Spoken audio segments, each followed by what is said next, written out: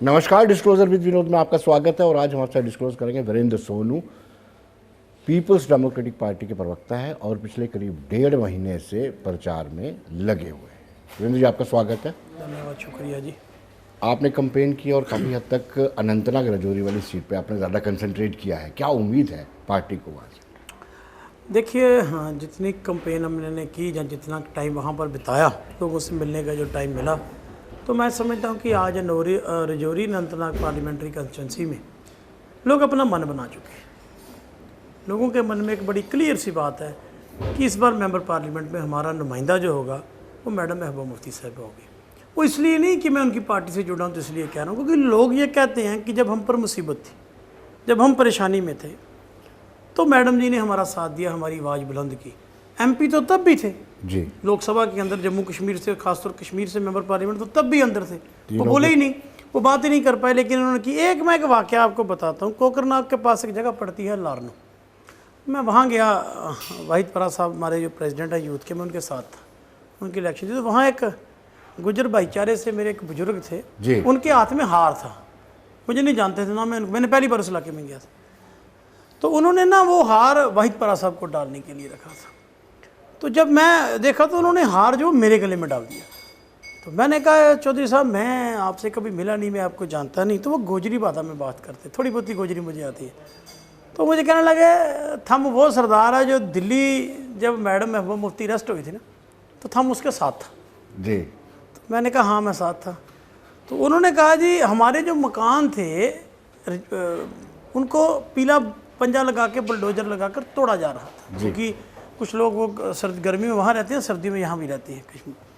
तो कहते कि जो आपके लीडर थे उसने हमारे लिए जदोजहद की, तो उस प्रदर्शन के बाद जब आप लोग वहाँ अरेस्ट हुए तो उसके बाद हमारा पीला पंजा रुक गया। तो मैं मैडम से तो नहीं मिलो, तो सरदारों थम आ गया है, तो मैं थारो वेलकम जरूर करूँ, थारो स्वागत जरूर करूँ।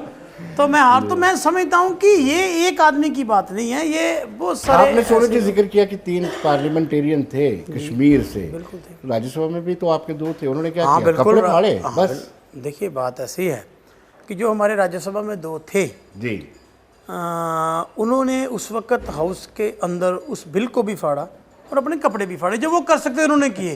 काश ये जो 3 लोकसभा में थे, इनको भी कुछ ना कुछ तो फाड़ना चाहिए था ना जी। कपड़े ही फाड़ते, मैं कहता हूँ ना कपड़े फाड़ते, कम से कम वहाँ उठ के तकरीर ही करते। मैसेज तो एक हमारी तरफ से मैसेज गिरना। आप एक तजुर्बाकार सियासतदान बन चुके हैं। क्या मैसेज गया कश्मीर में जब पहली बार 5 अगस्त 2019 के बाद पार्लियामेंट में गए और इन्होंने वहाँ पर कहा कि गैस की कमी, ऑक्सीजन की कमी है, 370 का जिक्र नहीं किया? क्या मैसेज गया कश्मीर में? देखिए, आज वही तो एक मैसेज है। आज वही तो कश्मीर के लोग कहते हैं। मैंने पहले भी कहा, हमारे पास पैसे नहीं है हमारे पास कुछ भी। हम गरीब लोग हैं, आम घरों के लोग हैं। मैडम महबूबा मुफ्ती साहिबा ने जब चुनाव लड़ने की कोशिश, अब जब उन्होंने अपना फार्म भरा, देखिए उन्होंने क्या एसिड आपके सामने है, सब कुछ जनतक है ना। हमारे पास ऐसा कुछ नहीं था, लेकिन उसके बावजूद हम नई दिल्ली सरकार के पैसे से लड़ रहे हैं। उनके खिलाफ, उनके पैसा एक तरफ है, उनके साथ वो पार्टियां जो अरबों खरबों रुपए के मालिक हैं और जिनको सरकार की तरफ से चापर मुहैया कराए गए हैं कैंपेन के लिए। आप एनसी से भी लड़ रहे हैं ना? मैं आ रहा हूँ, उस पर भी आ रहा हूँ। आप ABCD की बात कर रहे हैं। मैं आ रहा हूँ, मैं उस पर भी आ रहा हूँ। नेशनल कॉन्फ्रेंस एक बहुत बड़ी जमात है, काफ़ी दफ़ा उन्होंने सत्ता में रहे हैं, हम उनके खिलाफ भी लड़ रहे हैं। हमारी ताकत कौन है? हमारी ताकत यही है ना कि जो इन्होंने जो बातें की, आज कश्मीर के लोग कहते हैं, आज अनंतनाग पार्लियामेंट्री कंस्टिट्यूंसी के लोग कहते हैं कि हमें वो नेता चाहिए जो हमारी बात पार्लियामेंट के अंदर करे। अगर ये बिना ताकत के पार्लियामेंट के बाहर धरना लगा सकते हैं पार्लियामेंट सीट पर हमारी ज़मीनें बचाने के लिए, तो अगर ये पार्लियामेंट के अंदर होंगे तो हमारे क्या काम? यही तो एक फैसला है। अब आप मुझे बताइए, श्रीनगर सीट पे इतना क्लोज कंटेस्ट है, इतना टफ कंटेस्ट है, कोई सर्वे आपको कह रहा है कि वहाँ कौन जीत सकता है? नहीं ना पता चल पा रहा है। यही एक बात है, कश्मीर के लोगों ने जब फैसला किया कि नहीं भाई हमें वो लोग चाहिए पार्लियामेंट। पहले भी तो लोग पार्लियामेंट के इलेक्शन के अंदर थे, पार्लियामेंट का चुनाव तब भी लोग पार्लियामेंट के अंदर थे, वो नहीं कर पाए। आज कश्मीर के लोगों ने कहा, हाँ एक बात जरूर है विनोद जी, इसमें कश्मीर के लोग चाहते थे NCPDP एक ही लाइन्स में इलेक्शन लड़े जी। ये एक बात है, कश्मीर के लोगों के दिल के प्रति दर्द है। लेकिन हमने उनसे कहा भाई हम तो चाहते थे, लेकिन उन्होंने खुद ही कैंडिडेट अनाउंस किया और हमें ये कहा कि 3रे नंबर की पार्टी है, इनसे बात क्या करनी है। तो अब आप लोग फैसला कर लीजिए। तो मैं समझता हूँ कि ये फैसला पर राजौरी पुंछ के लोग जो हैं वो कर चुके हैं। अब वो अलग बात है, पहले उस इलेक्शन को डेफर करवाया गया जी, 20 दिन लेट करवाया गया। अगर नेशनल कॉन्फ्रेंस की बात करें तो अप्रत्यक्ष रूप से आप पर आरोप लगाते हैं कि आपकी दिल्ली में सेटिंग है, दिल्ली के साथ सेटिंग है। कल ही उमर अब्दुल्ला का स्टेटमेंट आया था कि आप मुखरता से बीजेपी के खिलाफ नहीं बोलते हैं, आ जा करके भांडा जो है नेशनल कॉन्फ्रेंस में फोड़ते हैं। विनोद जी, मैं आहत हूँ, दुखी हूँ उनकी स्टेटमेंट से। इसलिए नहीं, वो बड़े नेता हैं, मैं तो उनके सामने कुछ भी नहीं, वो बहुत बड़े नेता हैं, चीफ मिनिस्टर रहे हैं, केंद्रीय मंत्री रहे हैं, लेकिन वो कर क्या रहे हैं मुझे मालूम नहीं, वो क्या कह रहे हैं, इनकी कितनी सच्चाई है ये हमें समझ नहीं आ रही। पिछले 5 सालों से सबसे ज़्यादा अगर नई दिल्ली और भारतीय जनता पार्टी ने किसी पार्टी को डैमेज किया वो पीडीपी है। अगर कोई जमात तोड़ी है वो पीडीपी है। सबसे ज़्यादा लंबी डिटेंशन मैडम है मुफ्ती साहिबा की, वो भी जेल में, घर पे नहीं, वो भी जेल में, मतलब किसी घर को जेल बना के वहाँ रखा गया। सबसे ज़्यादा पार्टी हमारी तोड़ी गई, सबसे ज़्यादा वर्कर हमारे तोड़े गए, सबसे ज़्यादा एमएलए हमारे तोड़े गए, और सबसे बड़ी बात कि आज हम जो भी बात जब करते हैं तो सबसे ज़्यादा टारगेट नई दिल्ली हमें करती है। मुझे बताइए कि कौन सी बात वो कहते हैं कि हम बीजेपी के खिलाफ नहीं। भाई आपके ऊपर तो इल्ज़ाम मैंने नहीं लगाया, बाकी पार्टियां लगा रही हैं कि आपको 4 तारीख को पता था क्या होने वाला, 3 तारीख को पता था आपकी मुलाकात हुई है प्राइम मिनिस्टर साहब के साथ। मैं नहीं कह रहा, और बहुत सारी पार्टियां, चलो मैं फिर भी उन पे ऐसा इल्जाम मुलाकात हुई थी, सबको पता है, तो सबको पता है। वो कहते हैं इनको ये भी पता था ये होने वाला है, वो भी कह रहे थे। अब मैं ये कहता हूँ कि फैसला तो लोगों ने करना है, लोग फैसला करेंगे ना कि कौन किसके साथ और कौन के। अब तो लोग ये भी बात कहते हैं कि पीएचडी जहाँ मान लीजिए अब्दुल्ला ये भी कहते हैं कि 370 में जो हुआ उसमें पीडीपी का हाथ था। गुलाम नबी आज़ाद साहब का एक स्टेटमेंट आया था जी, इनके बड़े मित्र रहे हैं, इनके बड़े अच्छे रिलेशन उनके साथ रहे हैं, उन्होंने कुछ कहा था। अब मैं इस बहस में पढ़ना नहीं चाहता, उन्होंने कुछ कहा था ना जी कि इनको सब पता था। देखिए, सबसे ज़्यादा अगर जद्दोजहद 370 के लिए की है तो हमने की है, हमने सरकार कुर्बान की, उनकी बातें नहीं मानी। हमने बीजेपी की सरकार बनाई, लेकिन एजेंडा ऑफ अलायंस पे बनाई। अगर हम नहीं बनाते तो तब भी वो गवर्नर रूल आके ये कुछ कर सकते थे, हमने उनको रोक के रखा। सबसे बड़ी बात, एक विधान एक निशान एक प्रधान की बात करने वाली पार्टी को 4 साल उनके मंत्रियों को हमने 2 झंडे लगवा के कश्मीर में घुमाया कि नहीं घुमाया? ये कोई छोटी बात तो नहीं है ना। हम उनके आगे झुके नहीं, हमने उनके आगे गोडे नहीं टेके। आज कश्मीर के लोग भी एक बात कहते हैं, वो कहते हैं कि क्या मजबूरी थी उमर अब्दुल्ला साहब को अपना कैंडिडेट उतारने की और नया कैंडिडेट, मतलब पीडीपी से पहले कैंडिडेट उतारने की। कश्मीर की आवाम ये नहीं पूछती है कि क्या मजबूरी थी भाजपा के साथ हाथ मिलाने की? बिल्कुल पूछती है, हम जवाब देते हैं, हमारा जवाब है ना। क्या जब हमने हम दे रहा हूँ, मैं आप ही लोकतंत्र की खूबसूरती, बिल्कुल वहाँ से मैंडेट, यहाँ से मैंडेट। जब 2014 में कश्मीर के लोगों ने पीडीपी के हक में मैंडेट दिया जी, और जम्मू के लोगों ने एक ही कम्युनिटी की, एक ही पार्टी, और उस पार्टी के सबसे ज़्यादा एक ही कम्युनिटी के लोग जीते हुए थे। तो मुफ्ती साहब ने एक बात सोची कि यार ये जम्मू के मैंडेट को नज़रअंदाज कैसे कर सकते हैं। और दूसरी बात, हमने वाजपेयी साहब की बीजेपी के साथ हाथ मिलाया था, हमें नहीं मालूम था, क्योंकि इंसान सोचता कुछ है होता कुछ है। नहीं, आपको नहीं पता था कि नहीं था, इसमें थे ही पता। जब देखिए एक कहावत है, राह पे जानी है जब वहाँ पे जानी है। जब हम उनके साथ राह पड़े, हमें पता चला यार ये कैसे लोग हैं।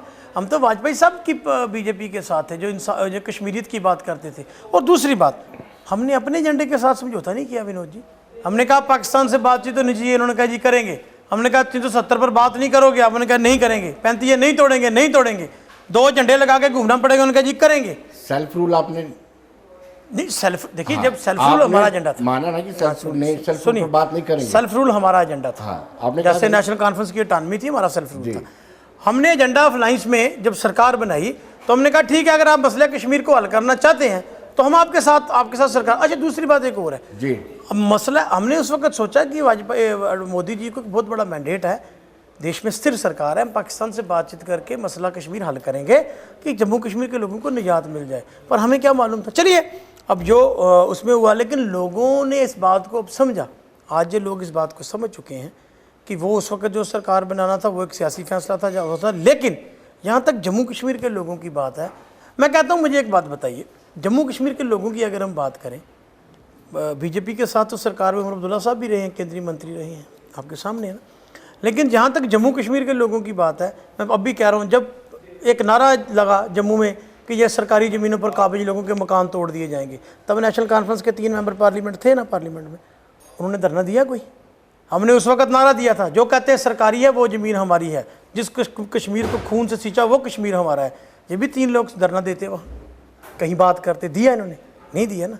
तो देश, जम्मू कश्मीर की जनता आज समझती है ना कि आप लोग यहाँ से गए वहाँ अरेस्ट हो गए, थानों में भी था, हम अरेस्ट हुए, जमानतें हुई, लेकिन गवर्नमेंट ऑफ इंडिया को हमने ये कहा, मैसेज दिया भी आप गलत कर रहे हो, तो पीला पंजा रुका ना।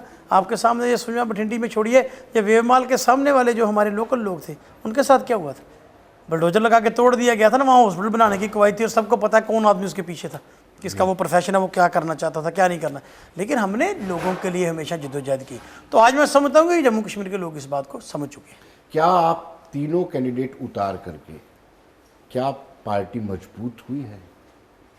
ये बड़ा ज़रूरी है।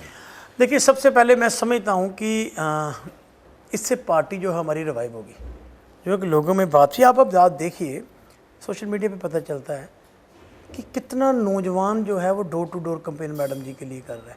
ये जो कहते थे ना, जो तीसरे नंबर की पार्टी है, दूसरे नंबर की पार्टी, 2014 का जब पार्लियामेंट इलेक्शन हुआ विनोद जी, तो हमने कश्मीर की 3 सीटें जो हैं वो जीती थी।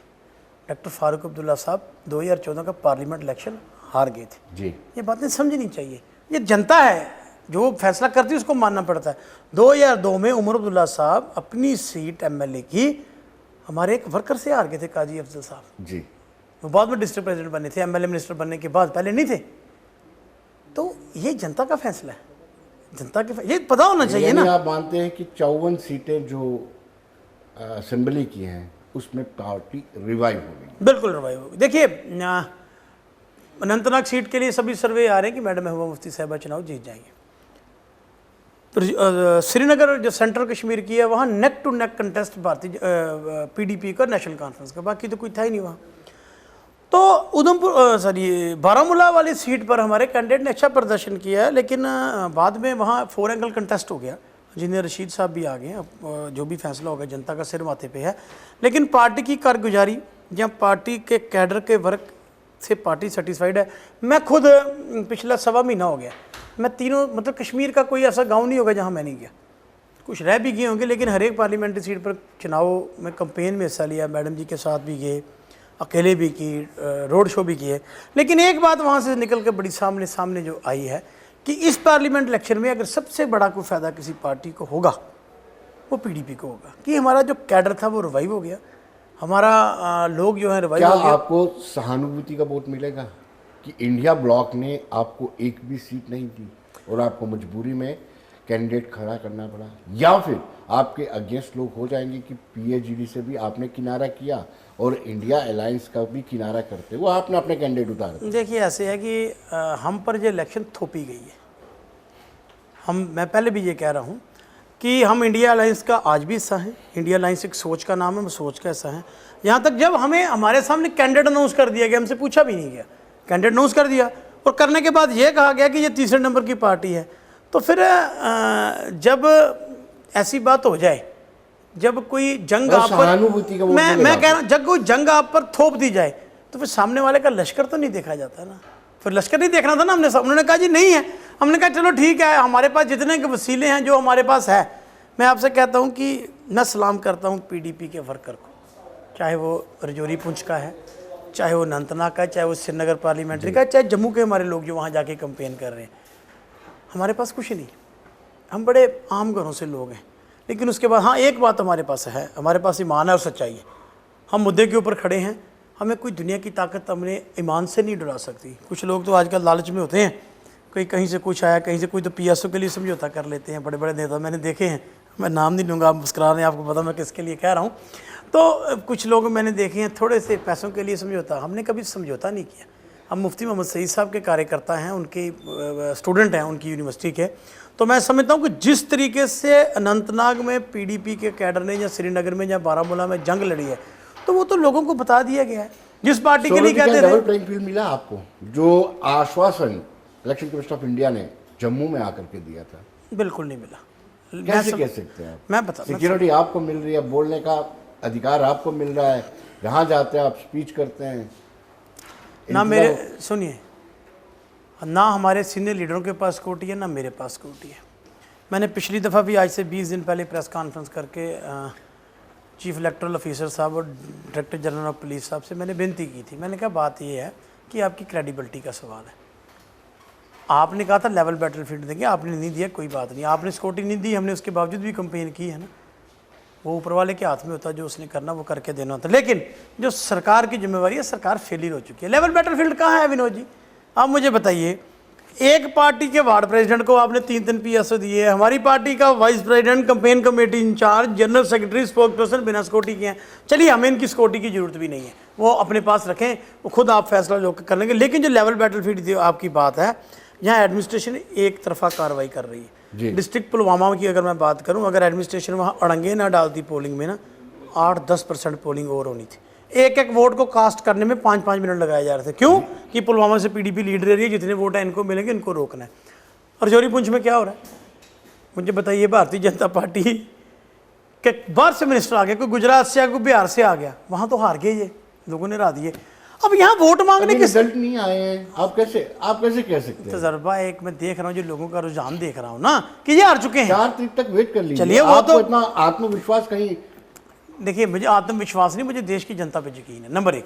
नंबर 2, अब मुझे बताइए, ये आके राजौरी पुंछ, मैंने कल पुंछ में आ रहा था तो मैंने देखा राजौरी में एक गुजरात के एजुकेशन मिनिस्टर के, शायद पता नहीं कहाँ, राजस्थान से, वो कंपेन कर रहे थे।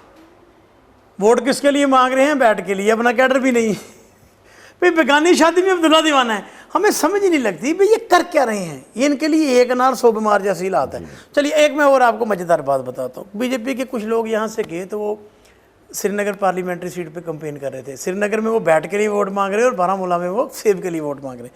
अब श्रीनगर में क्या हुआ कि बारामूला की 2 सीटें जो थी डिस्ट्रिक्ट बडगाम की, वो श्रीनगर के साथ 3 श्रीनगर का, 2 बारामूला के साथ थी। अब वो बारामूला चले गए बैठ लेके, जो बारामूला पार्लियामेंट्री कंस्टिट्यूंसी का हिस्सा था, तो वहाँ कहने लगे जी बैठ को वोट दो, बैठ को वोट दो। वहाँ कोई समझदार बंदा था बेचारा, उसने कहा भाई बात सुनो, ये बैट इधर नहीं है। उन्होंने कहा नहीं हमारा बैट, उन्होंने कहा इधर सेब है। तो उन्होंने अपने प्रदेश अध्यक्ष को फ़ोन किया कि जनाब क्या, उसने कहा भाई कॉन्स्टिट्यूंसी कौन से, कहा 5 मिनट। उसने जेब में से लिस्ट निकाली, अब उसको भी पता नहीं है बेचारे को ना। उसने जब लिस्ट निकाली, उसने कहा नहीं भी इधर नहीं, इधर हमने सेब के लिए मांगना है, इधर हमने बैट के लिए मांगना है। जो इतने खुद कन्फ्यूज़ हैं, तो वो इतनी बड़ी कर रहे हैं, वोट किसके लिए मांग रहे हैं? क्या मकसद है कि महबूबा मुफ्ती पार्लियामेंट में नहीं पहुंचनी चाहिए। 7 तारीख को इलेक्शन को, अब आपको पता लगा 25 तारीख को क्यों करवाया। तब भी मैंने प्रेस कॉन्फ्रेंस करके कहा था, माननीय इलेक्शन कमिश्नर साहब, ये आपकी क्रेडिबिलिटी का सवाल है। देखिए, एक वोट की पर्ची है। लेकिन एक चीज़ है वीरेंद्र जी, आपने कांग्रेस के लिए वोट नहीं मांगा ना, कभी महबूबा मुफ्ती ने प्रचार किया दोनों ही सीटों पर। हमने प्रेस कॉन्फ्रेंस करके उनके हक में वोट मांगे।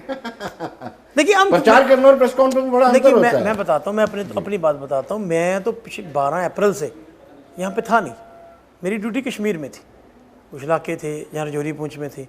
तो आप यकीन मानिए, मैं 100 महीने के बाद कल ही कर आया हूँ। 1-2 बार मुझे एक रात के लिए आने का, कोई मेरे के लिए भी रिश्तेदारों में डेथ हो गई थी मेरे कज़न की, तो मैं यहाँ रहा ही नहीं। तभी उमर अब्दुल्ला आप पर उंगली उठाते हैं ना, आपने प्रचार नहीं किया, तो कैसे आप ब्लॉक का हिस्सा हो सकते हैं? हमने तो प्रचार किया, हमारा बटोत में हमने प्रचार किया, किश्तवाड़ में हमारे लोगों ने मदद की, जम्मू में हमने प्रचार नहीं, ग्राउंड पर किया, हमारे झंडे थे उनके साथ, हमारे लोग झंडे लेके निकले। लेकिन देखिए, एक बात बड़ी क्लियर सी है कि हमारा जितना भी कैडर था उसने इंडिया अलायंस की ये बात रमन भल्ला साहब चौधरी लाल सिंह जी बता सकते हैं ना, उमर साहब तो नहीं बता सकते, क्योंकि हमने उमर साहब के लिए कंपेन तो की नहीं, नेशनल कॉन्फ्रेंस के लिए कंपेन तो नहीं ना की हमने तो कांग्रेस के लिए की। अब ये अगर कांग्रेस कह दे कि नहीं की, तो फिर उस बात में वो है दम है। अब इनकी बात का मैं क्या, जो हाँ हमने इनके लिए कंपेन करनी नहीं थी क्योंकि इन्होंने लाइन्स तोड़ दिया था, तो कांग्रेस का था तो हमारा लाइन्स था, हमने कांग्रेस के उम्मीदवारों की डट के मदद की, रमन भल्ला साहब की मैंने मदद की, अमरीक सिंह रीन साहब ने की, हमने डट के मदद की, हमारा जितना भी कैडर था हमने सबने उनकी मदद की। इलेक्शन कमीशन ऑफ इंडिया के आज के स्टेटमेंट को कैसे देखते हैं? उन्होंने कहा है कि धर्म के आधार पर अग्निवीर नहीं होना चाहिए, संविधान पर चर्चा नहीं होनी चाहिए, आरक्षण को बीच में ना लाया जाए। मैं समझता हूँ कि बातें उन्होंने जो की, लेकिन ज़्यादातर बातें उनकी एक पॉलिटिकल पार्टी को फ़ायदा देने वाली है। जी, काश देर आए, अभी मैं दुरुस्त आया भी नहीं कह सकता, देर आए हैं, बात ही की है, पहले ही आ जाते। इलेक्शन कमीशन की क्रेडिबिलिटी पर सवाल है। देखिए, एक बात बड़ी क्लियर सी है विनोद जी, इलेक्शन कमीशन के लिए हर एक पॉलिटिकल पार्टी एक जैसी है। इलेक्शन कमीशन ने किसी को जिताना हराना नहीं है, जिताना हराना देश की जनता का काम है। लेकिन बड़े दुख की बात है कि इलेक्शन कमीशन ने उन चीज़ों का कभी नोटिस ही नहीं लिया। जब मंगलसूत्र की बात की जा रही थी तो नोटिस लेना चाहिए था ना, जब किसी एक धर्म व्यक्ति विशेष की बात की जा रही थी नोटिस लेना चाहिए था। आज मुझे पता ही, अच्छा एक बात हो रहा है जी, अग्निवीर का बात करने में परेशानी क्या है? कब की है? जब पंजाब, हरियाणा और दिल्ली का चुनाव है, जहाँ से सबसे ज़्यादा लोग फौज में होते हैं। अब वही रह गया ना। तो अब ये अग्निवीर की बात नहीं, तो मैं समझता हूँ कि आज इलेक्शन कमीशन की क्रेडिबिलिटी दाव पर आ गई है। जो पहले भी देखिए, हमारे पास एक वोट की पर्ची है, लखनपुर से पार तो लोगों के पास असेंबली की वोट की भी पर्ची है, हमारे पास एक पार्लियामेंट्री इलेक्शन की वोट की पर्ची है ना। अगर उस पर्ची आपको मिल जाएगी जी, कौन सा, मैंने कहा ये कौन सा आसान है, कौन सा आसान हम पे करने जा रहे हैं? छीना है हमने, इन्होंने हमसे, अगर वो दे भी देंगे। लेकिन मैं पूछना चाहता हूँ, आप वोट की पर्ची से जब लोगों का यकीन आप खत्म करने जा रहे हैं, इलेक्शन कमीशन ऑफ इंडिया से मेरी बेनती है कि आप बहुत बड़ा इंस्टीट्यूशन है, आप, हम सब आपकी रहनुमाई में काम करते हैं, लेकिन जब आप उस वोट की पर्ची की क्रेडिबिलिटी को भी डाउन कर देंगे तो बताइए देश का बनेगा क्या? हमारा पड़ोसी मुल्क है, उसका क्या हाल है वहाँ? हम तो एक बहुत बड़ी डेमोक्रेसी में रहते हैं और फख्र महसूस करते हैं कि इतनी बड़ी डेमोक्रेसी का हम हिस्सा हैं। समझिए, किसको आधार मांग करके आप वोट मांग रहे हैं? किस चीज़ पर? आप सिर्फ यही कि हमें पार्लियामेंट का रास्ता दीजिए, हमने कश्मीर की बात लोकसभा में करनी है क्या, या फिर वो पत्थरबाजों को छुड़वाना है? देखिए पार्लियामेंट में जाकर के पत्थरबाजों को जेलों से छुड़ाना है। देखिए विनोद जी, एक बात है कि पार्लियामेंट हमने पहली बार तो जाना नहीं, मैडम जी इससे 2 बार पहले भी मेंबर पार्लियामेंट रह चुकी है। बात पार्लियामेंट की नहीं है, बात जम्मू कश्मीर के लोगों की है, बात हमारी इज़्ज़त और आबरू की है, बात हमारी शख्सियत की है, बात। अब देखिए, एक नारा लगा है कश्मीर में, तिहाड़ का बदला वोट से, लगा है ना, बात वो है। अब वो कहें जी वो सारे तिहाड़ वाले पत्थरबाज ही है, नहीं, वो मेन स्ट्रीम पोलिटिकल पार्टी के लोग हैं। बात ये है कि जेल का बदला वोट से, जुल्म का बदला वोट, हमारे पास ऑप्शन क्या है? वोट ही है ना ऑप्शन। हम तो जंग तो किसी के मुल्क के साथ तो नहीं लड़नी, मुल्क तो हमारा अपना है, उसमें काबिज कुछ लोग। अगर कश्मीर में अमन हो जाए तो वो जुल्म कर रही है, सरकार जुल्म कर रही है बच्चों में। अमन हो गया कश्मीर में कुछ हद तक तो आप नहीं मानते? क्यों नहीं मेरे आप बताइए, अब स्टोन पेल्टिंग हो रही है, आप बताइए, वो कैलेंडर निकल रहा है, आप बताइए, बच्चे आराम से स्कूल जा रहे हैं, नियमित रूप से बाजार खुल रहे हैं, इसको अमन नहीं कहते हैं? आप बताइए, टारगेट किलिंग हो रही है, टूरिस्ट पे अटैक हो रहा है, हो रहा है। बहुत सारे नौजवान देश की मुकुल। सोनू जी, आपसे ये तवक्को नहीं रखता था, सच्चाई को तो आप सुनिए। मैं तो कह रहा हूँ, समझिए, मैं कह रहा हूँ, क्या स्टोन पेल्टिंग बंद नहीं हुई है? अलगाववाद खत्म हुआ है? अगर किसी की खांसी किसी को लगी हो, वो मुंह पर पट्टी बांध दी जाए, तो आपको लगता है कि वो उसकी जो रोग है वो दूर हो गया? हम यही कहना चाहते हैं ना कि आप मुझे बताइए ना, यही एक सोचने का फ़र्क है, आपके सोचने का नज़रिया अपना, मेरे सोचने का नज़रिया अपना, दोनों सोच देश के लिए रहे हैं, दिस वे और दैट वे। जमहूरियत ख्यालात की जंग है, democracy mean battle of ideas, लेकिन भारतीय जनता पार्टी उसको पर्सनल जंग बनाना चाहती है। अब आप एक बात बताइए, एक कुपवाड़ा से लड़का अरेस्ट किया गया, उसको तिहाड़ में रखा है, कोई भी हो, उसके माँ बाप के लिए किराया भी नहीं है वहाँ जाने का, उसका कसूर क्या होगा? सुनिए, हर एक बंदा, मैं नहीं कहता जो देश के खिलाफ है उसके खिलाफ कार्रवाई कीजिए, हम देश के खिलाफ किसी आदमी को बर्दाश्त नहीं करेंगे। लेकिन मासूम, आपका ये कहना है कि मासूम लोगों बहुत को सारे तिहाड़ लेके देंगे। बहुत सारे नौजवान इस तरीके से भी बंद हैं कि हमें खदशा है ये बाहर जाकर लॉ एंड ऑर्डर को प्रभावित करेंगे। विनोद जी, ऐसा भी हुआ है जी, ऐसा भी हुआ है। मुझे आप एक बात बताइए, जब हमारे 2008 में यहाँ एक एजुटेशन चली थी, तब हमारे लड़कों पर FIR हुई थी ना, वो देशद्रोही थे? देशद्रोही तो नहीं था ना वो धार्मिक जज्बात होते हैं, कोई इमोशनल कार्ड होता है जिसकी वजह से नौजवान। मुझे एक वाक्य और है, ये नौशहरा में ये हमारे जो प्रदेश अध्यक्ष हैं रविंद्र रैना साहब भारतीय जनता पार्टी के, इनकी कॉन्स्टिट्यूंसी में कुछ लड़कों ने एक बार एक नारे दिए थे वहाँ, याद है आपको? 3-4 साल पहले किसी मुल्क को जिंदाबाद किया था जी। तो वो क्या वो उस मुल्क के बशिंदे थोड़ी थे, वो किसी इशू से उनसे गलती हो गई भाई, हमने उनको, मैंने तब भी कहा था, मैं कहा ये हमारे लोग, अभी इनसे बात करो, पूछो, वो हमारे लोग थे, अभी मैं कहता हूँ खुशकिस्मती ये थे कि वो नॉन मुस्लिम थे, अगर मुस्लिम होते फिर तो पक्के आपने उसको नेशनलिटी मिल गई थी ना किसी की, लेकिन उन लोगों ने भी कह दिया, उसका मतलब ये नहीं वो देश के खिलाफ थे। को मजबूत करना चाहते हैं जो पाकिस्तान जिंदाबाद के नारा लगा? बिल्कुल नहीं करना चाहते। हिंदुस्तान, आपकी बातों के लब्बो लभाव से यही लग रहा है वो तो भारतीय जनता पार्टी के वर्कर थे। सुनिए ना, मैं कहना क्या चाहता हूँ, यही तो बात है मेरी बात, वो तो बीजेपी के वर्कर थे। उन्होंने क्यों कहा? उन्होंने गलती की तो उनकी गलती की वजह बाद में और निकल कर आई। उन्होंने गलती की लेकिन उसको बाद में माफी दी गई। हम वेलकम भी करते हैं कि उनसे गलती होगी, इमोशनल तौर पर उन्होंने किया, लेकिन वो हिंदुस्तानी है, जो हिंदुस्तान में रह रहा है वो हिंदुस्तानी। हाँ, जो देश के खिलाफ है उसके खिलाफ कार्रवाई कीजिए। लेकिन मैं एक बात बड़ी क्लियर कहता हूँ, मसला कश्मीर एक इमोशनल मसला विनोद जी, 370 मेरे लिए भी था, आपके लिए भी था। ये जो हमारा स्पेशल स्टेटस था वो सिर्फ मुस्लिम को हक नहीं देता, कश्मीर को हक नहीं देता था, वो मुझे भी हक देता था। आज आप मुझे बताइए, जम्मू में सबसे बड़ी दुविधा क्या है? आज जम्मू के लोग रो रहे हैं ना। आज जम्मू में लोगों ने क्यों भारतीय जनता पार्टी को नकारा है, कांग्रेस को वोट दिए?